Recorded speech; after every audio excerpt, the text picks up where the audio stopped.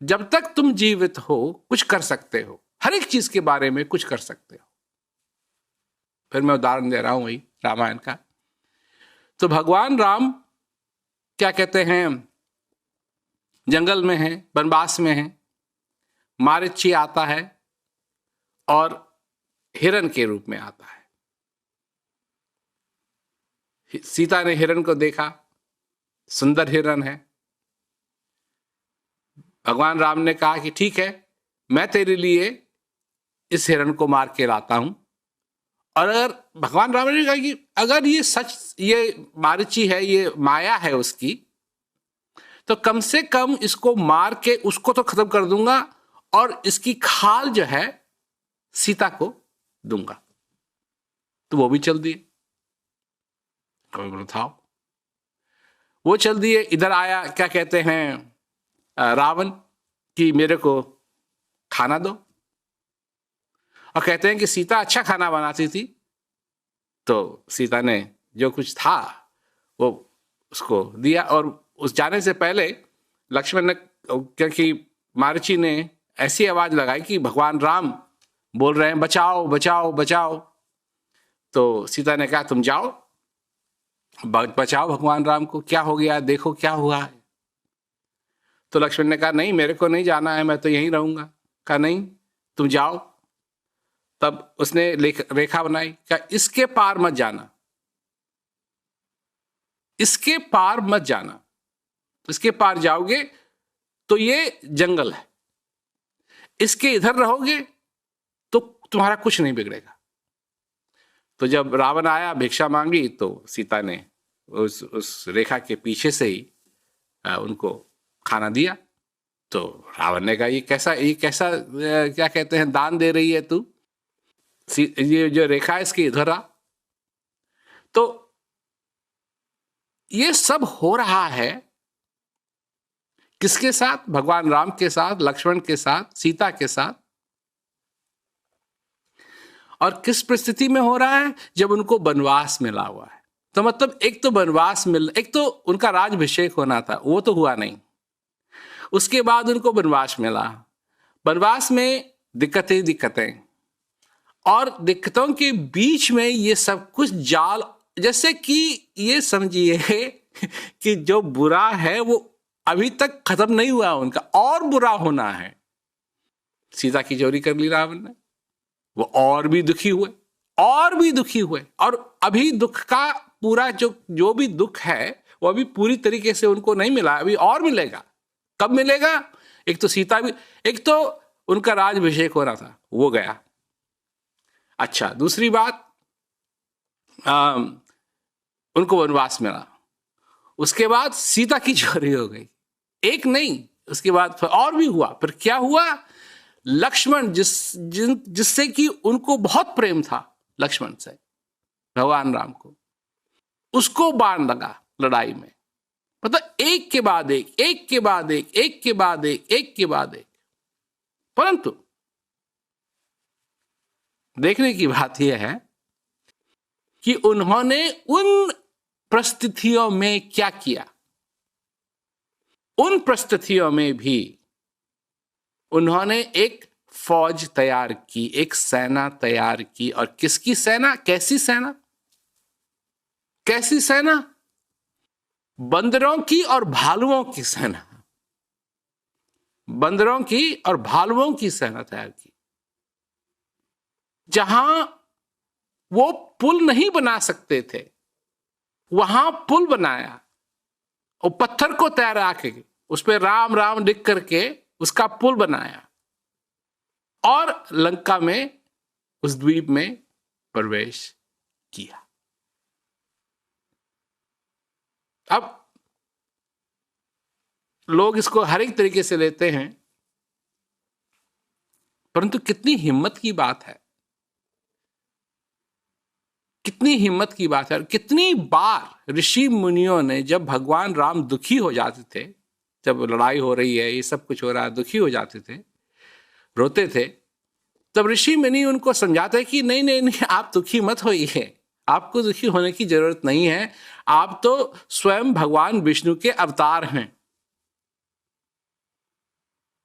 मतलब भगवान राम अपने को नहीं देख रहे हैं कि मैं विष्णु का अवतार हूं, वो देख रहे हैं कि मैं भी एक मनुष्य हूं, और जिसको मैं चाहता हूं वो क्या कहते हैं, ये रावण उसको चोरी करके ले गया। तो अगर ये सारी कहानी को देखा जाए, ये सारी दृष्टांत को देखा जाए, तो ये तो स्पष्ट है कि कितनी हिम्मत की भगवान राम ने, और उस हिम्मत से क्या हुआ, उस हिम्मत से आशा आई, निराशा नहीं, आशा आई। और क्या हम इसको सुन के, इसको पढ़ के, क्या इतना भी नहीं जान सकते हैं कि हम भी अपने जीवन में ऐसे हिम्मत करें, आगे बढ़ने के लिए हिम्मत करें। जो हमारे साथ पास समस्या आती है, वो समस्या इतनी बड़ी नहीं है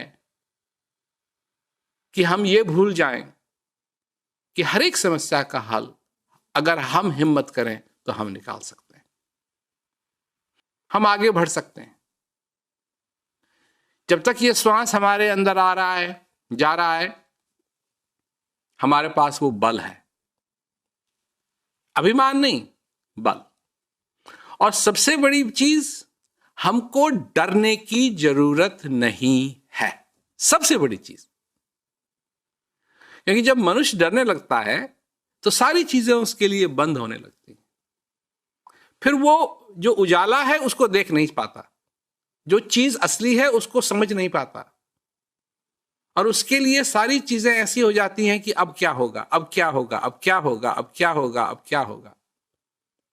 समय तो उसी गति से निकल रहा है, समय की गति नहीं बदलती, पर उसको लगता है कि अब तो गए, अब तो गए, अब तो गए, अब तो गए, अब तो गए। और वो ऐसे काम करने लगता है जिससे कि कोई फर्क नहीं पड़ेगा, तो अपना समय बर्बाद करने लगता है। और जब समय बर्बाद करने लगता है मनुष्य, तो ऐसी चीज है समय कि जब समय बर्बाद होने लगता है तो कुछ नहीं बचा, क्योंकि समय को वापस नहीं बुलाया जा सकता है। वो एक ऐसी चीज है कि अगर वो एक बार बर्बाद हो गई तो फिर बर्बाद ही रहेगी। तो समय बर्बाद करने की बात नहीं है, हिम्मत से काम लेने की बात। कोई ऐसी चीज नहीं है जिसका हल नहीं निकाला जा सकता। बाजी लाऊं राम से, पलटूं दोई विधि राम, जो हारूं तो राम की, जो जीतूं सोए राम।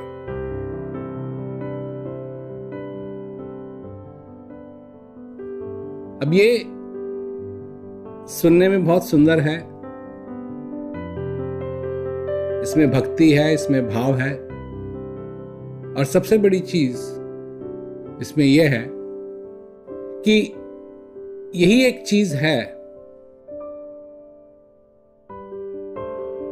अपने आप को जानना, अपने अंदर स्थित जो परमात्मा है उसको जानना, कि दोनों तरफ से ही अगर बाजी लगाई जाए, हारो तो भी जीतोगे और जीते तो जीतोगे। तो यही एक ऐसी चीज है, क्योंकि संसार के अंदर अगर बाजी लगाओगे, जीत तो जीते, हारे तो हारे। और यही कारण है क्योंकि ऐसी बाजी हम हमेशा लगाते रहते हैं जो हमारे लिए दुख का कारण बनता है। माँ बाप, पहले जो बाप है वो बाप नहीं होता है, आदमी है, कर रहा है जो कुछ भी कर रहा है, वो पढ़ रहा है, लिख रहा है, उम्र आती है उसकी शादी की, उसको किसी से प्रेम होता है, या वो उसकी इच्छा होती है किसी से, या उसके माँ बाप कोई अरेंज करते हैं उसके लिए शादी। लड़की लड़की होती है, वो दोनों आते हैं, शादी होती है, शादी होती है तो बच्चा होता है, माँ बाप बनते हैं। अब वो सारा सब कुछ वो खुशी का समय है। तो शादी हुई, यही खुशी होती है, रिश्तेदार सब आते हैं, पकवान बनते हैं, ये होता है, वो होता है, क्या क्या नहीं होता है। और एक किस्म से वो पति और वो पत्नी एक बाजी लगा रहे हैं कि सब कुछ बढ़िया होगा, सब कुछ बढ़िया होगा। पहले ही रामायण को अगर देखें तो सब चीजें इसी तरीके से इनका प्रबंध हो रहा है कि सब कुछ बढ़िया होगा, परंतु हुआ नहीं, क्योंकि बाजी संसार के साथ लग रही थी। और यही होता है। तो आशाएं हैं कि बच्चा जब बड़ा होगा तो मेरा राजा बेटा है, मेरा ये है, मेरा वो है। जब राजा बेटा बड़ा होता है तो वो ही अपने माँ बाप को क्या कहते हैं, कटघरे में भेज देता है। ये हमेशा होता रहता है, ये पहली बार तो होगा नहीं। और कितने ही लोग हैं, हमको ये करना है, हमको वो करना है, हमको ये चाहिए, हमको वो चाहिए, अब ऐसा नहीं है, ऐसा नहीं है, ऐसा नहीं है, ऐसा नहीं है। क्योंकि हम बाजी लगा रहे हैं और आशा कर रहे हैं कि हमको ये संसार ये देगा, हमको संसार ये देगा, हमको संसार ये देगा।